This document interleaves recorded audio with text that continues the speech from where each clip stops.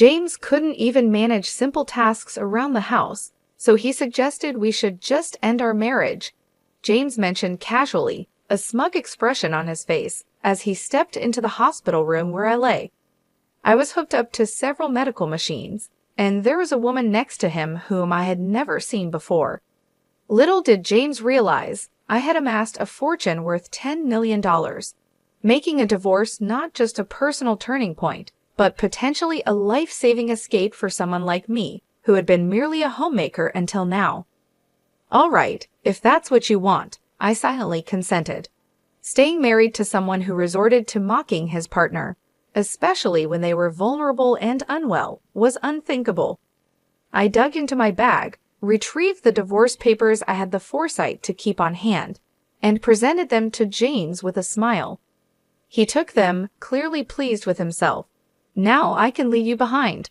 I'll be happier with her, so don't fret, James declared, looping his arm around the woman, introduced as Sophia Loren.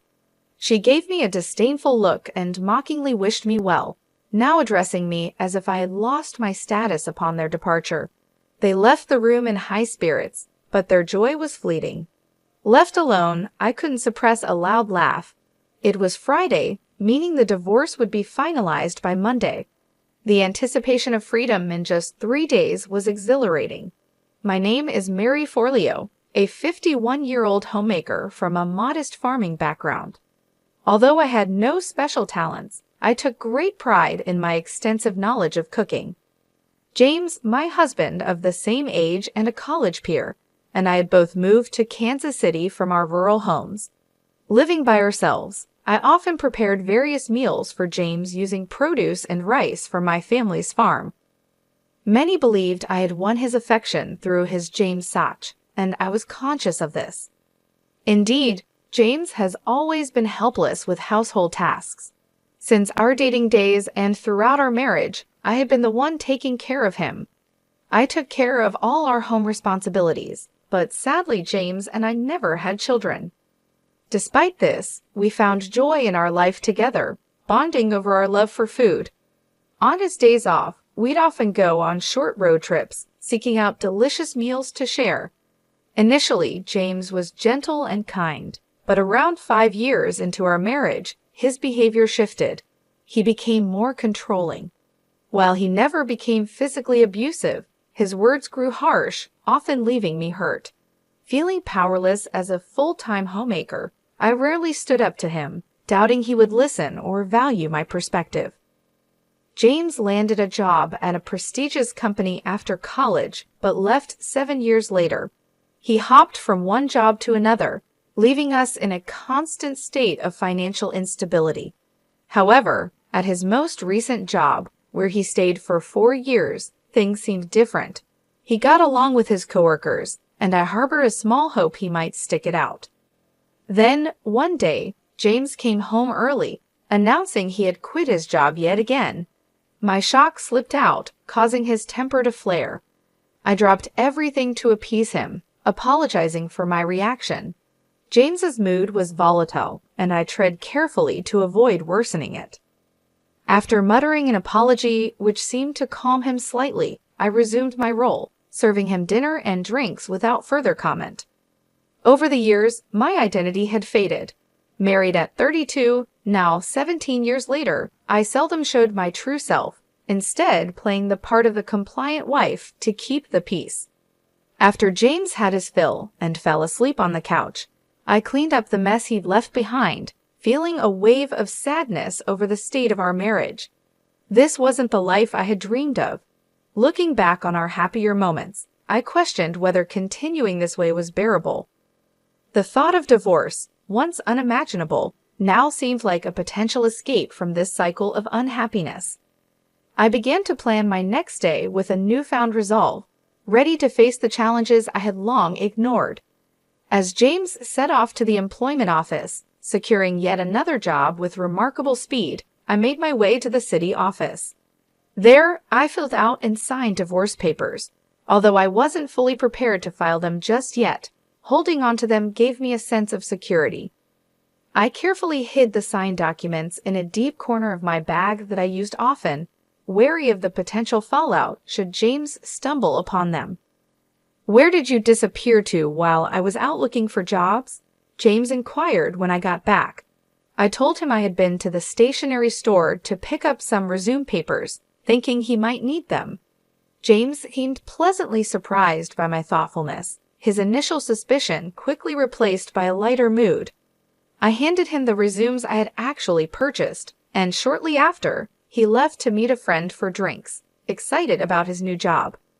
This position promised a stable salary and benefits superior to any he had before. Silently, I hoped this job would be the one he kept until retirement, especially since it involved sales and required him to spend evenings out more frequently. I treasured these moments of solitude, using them to recharge and always making sure to welcome James with a smile upon his return. Then, unexpectedly, I received a call from my mother. She excitedly shared news of a sudden windfall, $10 million from the value of family land we never thought we needed. The land was appraised at $12 million, and we could live comfortably with just a fraction of that.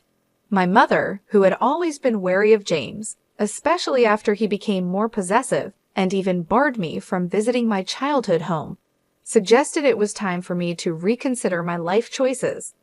She revealed that she had transferred the property, inherited from my grandmother, into my name to avoid inheritance taxes, providing me with an unexpected path to freedom. About a week later, I found myself in the aftermath of a traffic accident. Thankfully, my life was not in danger, but I would need to stay in the hospital for a week. After securing my belongings, including the divorce papers, in the hospital room's drawer, I contacted James to inform him of the accident.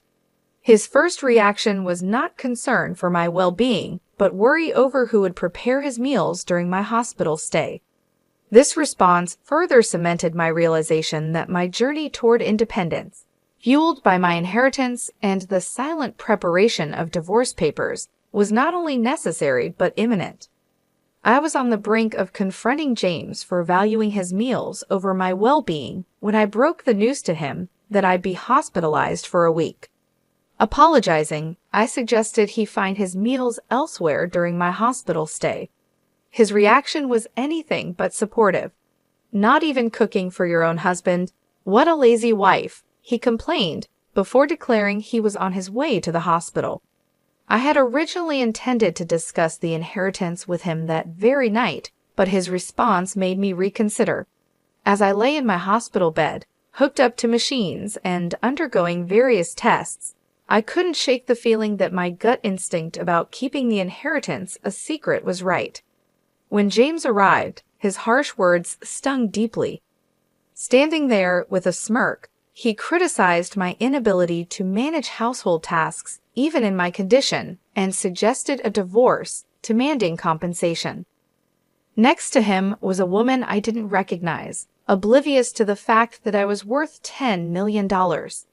He didn't understand that for me, a divorce wasn't just an end to our marriage, but a crucial turning point. Finally, I resolved to end it. Confronting a man who could so callously insult his wife while she was vulnerable was not something I could tolerate. I handed him the divorce papers I had secretly prepared, watching as his smirk widened. "Now I can leave you behind. I'll be happier with her," he claimed, putting his arm around the girl he called Hannah. As they mockingly bid me farewell and left, laughing, I couldn't help but laugh myself. It was Friday, and the divorce would be processed by Monday. The thought of being free in just 3 days filled me with anticipation. The weekend passed quietly without a word from James, offering me a peace I hadn't felt in a long time, despite the restlessness from inactivity. Whenever I felt agitated, the nurses would encourage me to stay calm. By Monday evening, my phone began to incessantly ring with calls from James. Initially, I ignored them, but after half an hour of relentless ringing, I decided to pick up, curious about what he could possibly have to say after everything that had transpired. Upon answering James's persistent calls, his immediate shouting couldn't help but draw a laugh from me, which only fueled his fury further. He was irate that the divorce papers hadn't gone through as he expected. I couldn't resist chuckling as I informed him that I had preemptively filed a notice of non-acceptance, recalling how he used to casually threaten divorce during our arguments. I thought it best to safeguard against his impulsive decisions. James, flustered, demanded I withdraw the notice immediately. However, I stood firm, asserting my newfound resolve not to bend to his every whim. I calmly explained that any changes couldn't be made until after my hospital discharge, and even then, we would have to navigate the official procedures together at the municipal office. James's desperation, especially his eagerness to formalize his relationship with Hannah, whom he introduced as his new partner during my hospitalization, was both appalling and amusing.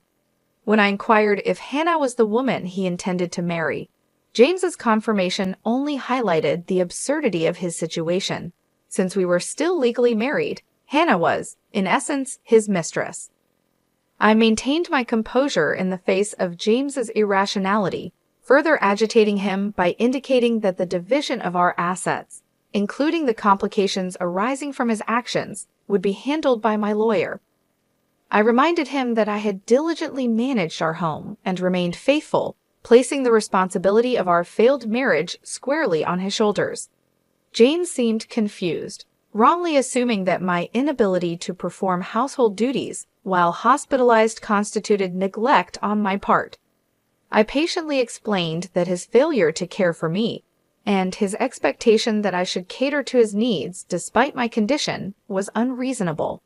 Not only was it neglectful, but as an adult, he should be capable of managing his own affairs. James's attempts to justify his behavior with flawed logic were bewildering. He clung to the belief that his relationship with Hannah absolved him of any wrongdoing, dismissing the fact that his affair was a clear breach of our marriage vows.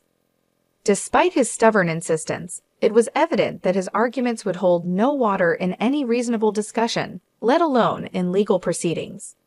His inability to grasp the gravity of his actions and the legal and moral implications of cheating was astounding, revealing just how diluted his perspective had become. Choosing to put an end to the unproductive exchange, I informed James that any further communication should be conducted through our lawyers. Cutting the call short, I didn't wait to hear his objections. Though he tried reaching out several times afterward, I steadfastly ignored his attempts, leading to his eventual silence. This brief respite was shattered the next morning, as my phone incessantly rang from 8 a.m. Answering the call, James immediately vented his frustrations about being unable to withdraw money from what he assumed was a joint bank account. Given that joint account holders typically have equal access, his difficulty puzzled me until I realized he might be attempting to access my personal account. Upon inquiry, James confirmed his intentions to withdraw from my account, igniting a tirade filled with irrational demands. James's outrage was unbridled, yet he failed to grasp the precautions I had taken the day before my hospitalization.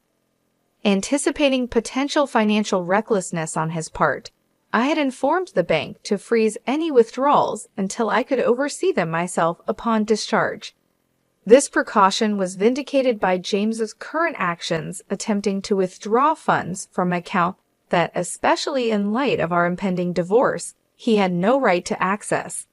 Despite this, James saw no issue with his request and pressed me for an immediate withdrawal. I firmly reminded him that, in our current state, we were essentially strangers, and I was under no obligation to dispense money to someone who had effectively become an outsider to me. This newfound defiance took James aback, as he was unaccused James to me asserting myself in such a manner. His demands continued, now insisting on receiving money and compensation for the household duties I could not perform from the hospital. It was clear that, despite his educational background, James lacked the basic understanding and respect for our situation after 19 years of marriage. I addressed James with the patience one might use for a child, clarifying that I was no longer the passive partner he was used to manipulating. We would sort out the division of assets legally through a lawyer. His reaction was predictably angry, threatening to confront me in person at the hospital. Unperturbed, I had already taken measures to ensure my privacy and safety, instructing the nursing staff to admit no one but my parents to my room. True to his word, James did attempt to visit, only to be halted at the nurse's station, as evidenced by the continuous ringing and subsequent flood of messages on my phone. This barrier further illustrated the decisive steps I had taken towards independence and self-respect, standing firm against James's unreasonable expectations and intrusions. I archived all the messages James sent as proof and promptly reached out to my lawyer. It wasn't long before my attorney contacted James, which effectively halted the onslaught of messages. Just as I began to think the ordeal was nearing its end, a surprising turn of events unfolded. I was notified about a visitor, Lisa, a long-standing friend with whom I shared a passion for food. We used to explore dining spots together until my marriage. She reached out, expressing concern for my well-being, and dropped a bombshell. She suspected Hannah, the young woman seen with James, was involved in an affair with my husband. My shock deepened when I learned of Lisa's connection to Hannah. She was Lisa's niece.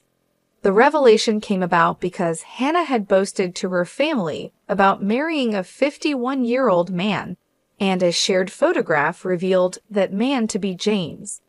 The twist that Lisa was inadvertently linked to this messy situation through family ties left me astounded.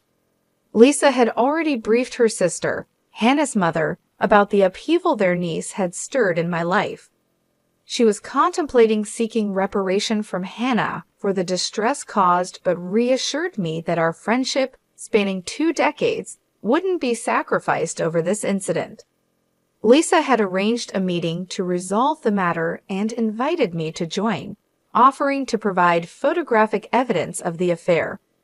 After my hospital discharge, I headed to a secluded dining room in a restaurant with my lawyer, where James and Hannah were indulging in a lavish meal. Their brazenness caught me off guard. James had the audacity to suggest I foot their extravagant bill, but I firmly declined, asserting they covered their own expenses. My primary goal was to negotiate the division of our shared assets. Ignoring James's disparaging remarks, my lawyer and I settled in and laid out the evidence of James's wrongdoing. We presented legal documents delineating James's liability and the proposed division of property, alongside photos Lisa had taken, capturing James and Hannah's intimate moments and Hannah with another man at a hotel. This evidence visibly unsettled both James and Hannah, disrupting their meal. Lisa's timely entrance further escalated the tension.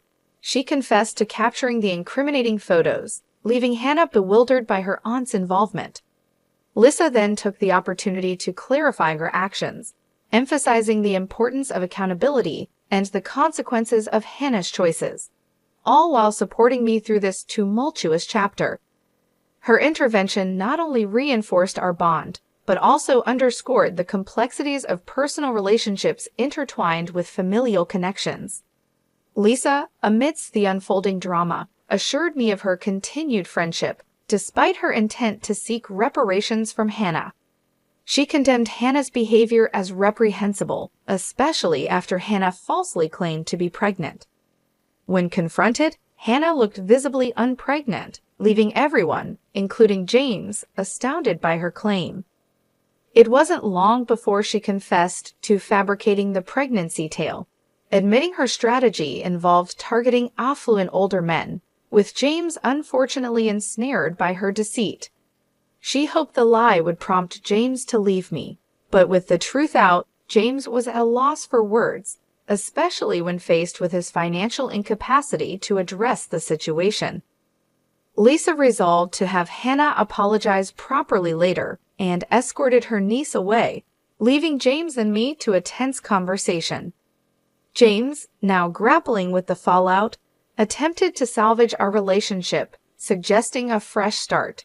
He argued that my lack of recent employment history would hinder my independence, to which I confidently responded that my financial stability was assured, thanks to my significant personal savings, excluding him from any claim to it.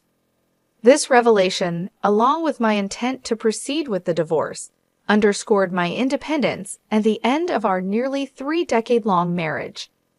In the aftermath, Hannah made a monetary apology transferred directly to my account, an action enforced by her mother, who also mandated her employment to amass the owed compensation. James, alienated by his actions and the subsequent familial backlash, found himself financially strained, necessitating loans to fulfill his obligations towards me. His professional life suffered as well, with his indiscretion leading to job loss and a new, challenging chapter involving multiple jobs to manage his debts. With the compensation received, I directed a portion towards charitable causes and relocated to the countryside, investing the rest in a serene and fulfilling single lifestyle. My bond with Lisa remained strong. We embraced our singleness, planning to cohabit, explore culinary delights, and embark on leisurely journeys together. Our shared excitement for a future filled with friendship, food, and travel marked a hopeful chapter, ready to commence with the upcoming move. I looked forward to a life of joy and authenticity, free from the shadows of the past.